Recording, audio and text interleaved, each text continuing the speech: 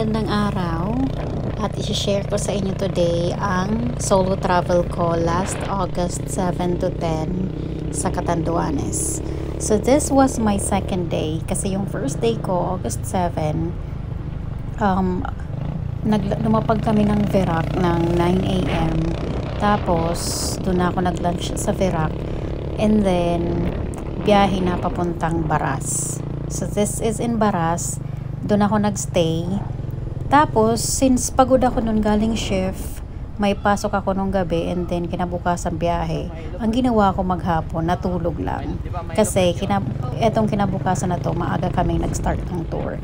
So, ang dapat na start namin dito is 4:30 a.m. pero umuulan nun. Kaya ang ginawa namin, nagpatila muna ng ulan and then after that, pupunta na kami ng Binurong Point. Sabi kasi ng tour guide ko, ang best daw kasi papuntang Binurong Point is sunrise. So, itong tour guide ko pala, si Sir Onyong, na-recommend to ng mga friends ko na nakapunta na rin dito sa Catanduanes. So, nagtanong-tanong ako sa mga nakapunta na kung sinong may recommend yung guide na best for solo traveler. So, si Sir Onyong, drone pilot din siya. So, kasama na sa package na babayaran mo yung drone shots. So, ayan. So, sinundo ako ni Sir Onyong. Nag-start kami ng 5. Eto, may na-meet ako. Naka-tricycle tour sila. Hi mga B! So kasi may ano dito, ang babayaran mo sa guide dito sa Binurong Point is 250. So kung sabi ni Sir Onyong, kung solo ko lang, lugi ka ma'am. Kaya may nakita daw siya na naka-tricycle tour. Samahan ko na lang daw para yung 250 namin, hati-hati kaming tatlo. Di ba? Ang bait ni Sir. Kaya highly recommended ko. Ilalagay ko yung number ni Sir Onyong dito sa sa description, pati dito sa video mamaya. Good morning po. So, yun. Pagdating namin dito sa Binurong Point, ayan na yung nakasama ko. Sinalubong kami ni Sir Carlos. Si Sir Carlos ang aming guide. Ayan. Alam mo, dire-diretso kami dito. Dire-diretso kami ng pag-hike. So, ang pag-hike pala neto guys is may konting lakad. Mga 30 minutes. Kung mabilis kayo, kayang-kaya nyo itong less than 30 minutes. Pero kung nasa-challenge kayo at may mga kasama kayong nahihirapan maglakad, siguro kakayanin ng mga 45 minutes. Mga panahon kasi to, nung gabi kasi, malakas yung ulan and then nung madaling araw umuulan din, kaya medyo madulas yung daanan, kaya challenging siya. Tapos yung mga bato nila, madulas madulas ang mga bato dito. Tapos yun na nga medyo challenging siya at maputik. And since Catanduanes is still a province in Bicol, I know how to speak their language. Medyo may difference pero naiintindihan ko sila, tapos nasasalita ko din yung ibang salita nila. Hello tabi sa mga taga Catanduanes. Grabe, I would love to go back. Siguro mga summer. Gusto kong bumalik dito ng summer. Kasi maraming spots sa itinerary na hindi ko napuntahan. Like Paraiso ni Honesto. Yung mga nasa malayong part. Kasi ang inikot ko lang is yung Bato, tsaka sa Baras, sa Puraraan Surf Resort. Sa Puraraan pala ako nagstay guys. Locals call it Puraraan, pero Puraran daw sa mga turista. Pero let's say it the way locals do kasi proper name siya. So yun na nga, ito medyo challenge lang tong paakyat. Mga mabato-bato dito. And I'm so glad na na-meet ko tong dalawang to. Hi mga B! Thank you at nakatipid ako kasi aminin natin kapag solo travel, napakahirap at magastos kasi nga cover mo lahat ng gastos sa entrance, wala kang kahati sa tour, yung sa tour guide, yung ganyan. Ayan, buti na lang may nakasama ako at na-meet ko tong dalawa para at least may kahati. So aside from the tour guide na babayaran nyo dito, may babayaran din kayong entrance na nakalimutan ko, I think it's 40 pesos yung entrance fee dito. Yan. Tapos nung pagdating ko kahapon, may binayaran din akong environmental fee na 30 pesos. So yun, ipapakita nyo lang siya dito kapag pagdating nyo na may environmental fee na kayong binayaran, tapos yung entrance fee. Tapos yung sa guide, mamaya na yung bayad. So mag-hike muna tayo. So medyo wala akong neto, walang practice sa hike. Tagalan ng huling hike ko, kaya medyo hiningal ako. Tapos wala pa akong breakfast neto, kaya diretso talaga hike. As in, hirap. Yung nasa likod ko, yan yung aming guide, si Sir Carlos. At mabibigla ka guys. Yung last time ni Sir Carlos is Hopkins. Sorry, ang tatay po niya ay isang American. At ang nanay niya ay taga Catanduanes. So, may mga background na tayo sa ating mga nakasabay sa hike. Ayan, Sir Carlos. Maliksi si Sir Carlos, pero na siya eh. Sabi niya sa akin, senior citizen na daw siya, pero ang liksi pa rin niya maglakad. So, he was saying na ang dito is, itong Binurong Point at ang yung pupuntahan mo is, this is a private place. Kaya yung babayaran mo yung 40 pesos na entrance, 20 pesos noon sa may-ari, tsaka yung 20 pesos sa tourism. Ayan, so since umulan kagabi, maputik yung daan, tapos yung madulas, tapos yung putik na talaga sa sandals mo. Kaya kung pupunta ka rito, best na halimbawa, maganda na may OOTD ka, pero wag mo muna siyang isuot kasi papawisan ka. Magpalit ka na lang doon. Walang papalitan doon, walang, pero may mga batong malalaki na pwede kang magpalit sa likod noon. Kaya yung mga makikita nyo, yung mga nakikita nyo sa drone, sa Facebook or sa inyong social medias, na nakadress sila, ang gaganda ng mga outfits pag nagpapapicture na or nagpapadrone shot na dito sa Binurong Point. I guess binitbit din nila yung mga yung mga outfit. Kasi itong mga kasama ko, may mga dalayang outfit Tingnan nyo. In-game din sila, nakakatuwa tong dalawa kasi very in-game sa mga picturan, sa mga aurahan, ganyan. Hindi nga lang kami nakapag-TikTok, sayang. So time check, it's 6:09 AM. Walang sunrise kasi maulan. And I guess this is best kapag summer. Pero I guess napakainit din dito pag summer. Kaya itong panahong to, saktong-sakto lang. Hindi mainit. Tapos, makulimlim. Pero, maliwanag naman ng onte nung pagpunta namin doon. Biniyayaan naman kami ng ng liwanag.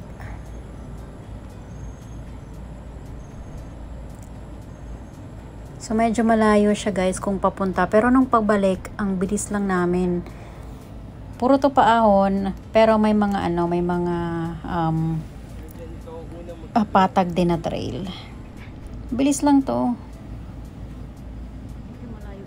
May mga nauna na sa amin, sabi ni Sir Carlos kanina, may mga nauna na 5 AM ata yung mga naunang umakyat. Wala namang sinabi na may time limit kayo sa taas, pero best, sabi ni Sir, is 2 hours daw. Baba na kayo kasi yung pila sa pagpicture ba at saka sa pagpapadrone shot, mahaba, lalo na kung gusto nyo talagang ma-achieve yung perfect na shot. So ito, malapit na kami. And then, malayo pa lang Hindi ko alam kung na-justify nitong GoPro ko yung ganda ng lugar. Look at my reaction here.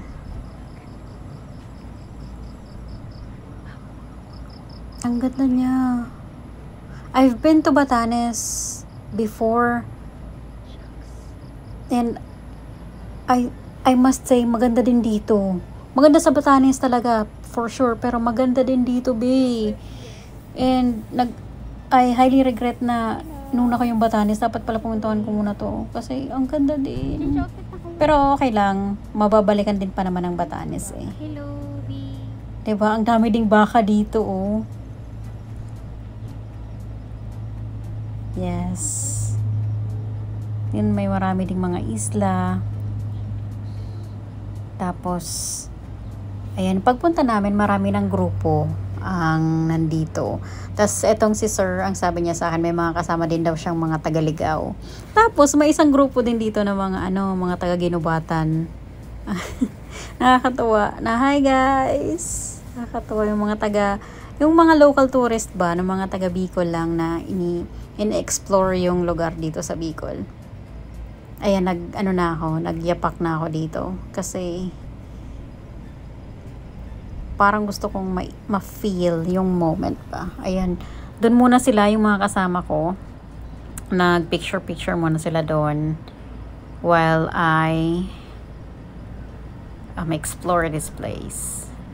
Sabi ko kay Sir Carlos, hindi ka ba nagsasawa sa lugar? Kasi, sabi niya, bata pa lang daw siya, nandito na siya, yung parang ini-explore na nila yung lugar. Kasi nga, before, ang kwento ng kaya daw to binurong kasi, before, di ba may mga bato doon, and then, kapag natutuyo yung mga tubig, nagiging asin siya. And then, yung mga magsasaka, kapag, nakakuha ng huli, doon na sila nagbuburo ng mga isda. Kaya siya binurong point. I mean, sorry. Hindi ko to ikakat. Bahala kayo. Ayan na sila. Ito yung mga kasama ko. Nakakatuwa sila kasi game na game. Super in-game sila sa sa picture. And then sa videos. Ganyan ang gusto ko, ate sir. Yung panahon wala pang nabibilang asin. Yung mga isdang nahuhuli dito, hinuhugasan dyan sa may lagon. Pagkatapos yung mga tubig alat dyan sa batuhan, nagiging asin siya. Doon na. Yung asin tsaka yung isda, doon na. Nagiging binurong na siya. Okay. Kaya binurong. Galing. Kaya siya binurong. Thank you, sir. Okay na ma'am, okay na. Magbabiral Yun, si sir nag-explain kung bakit siya tinawag na binurong point. But then, yes, go back to this, sa mga nakasama ko. Bet ko silang kasama. Kasi, diba, yung parang hindi kaya mahihiya na magpa-picture, magpa-video. Kasi mahal lang pamasahe, B. Sulitin natin to. Ito, Sir Onyong. Ayun. Yung aking tour guide. Na drone pilot.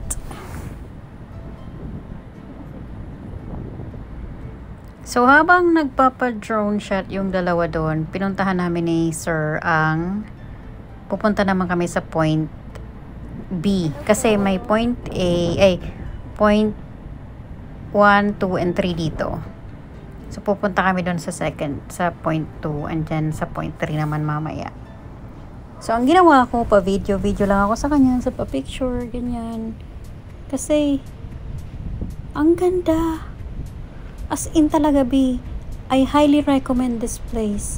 May isang beses lang pala ang flight per day dito sa Verac. So, kung pupunta kayo from Manila, book kayo ng flight papuntang Verac. Isang lang siya, once a day lang ang flight. So, from Verac, sakay kayo ng trike from the airport going to sakaya ng papuntang Higmoto. Meron dong van and meron ding jeep. So, ang ginawa ko, nag-van ako papuntang Higmoto. And then, nagpababa na ako ng Puraraan. Dito pala, ito yung isang sa mga drone shot na kinuha ni Onyong, ni Sir Onyong. And then, going back, so yun, nag-van ako papuntang Higmoto. And then, from Higmoto, sa Verac, ang pamasahe ko is 100 pesos. Nagpababa ako ng Puraraan. And then, from Puraraan, lalakarin ko na lang yun kasi puro na yung beach resort. Nandun na yung accommodation ko. Okay, hi guys!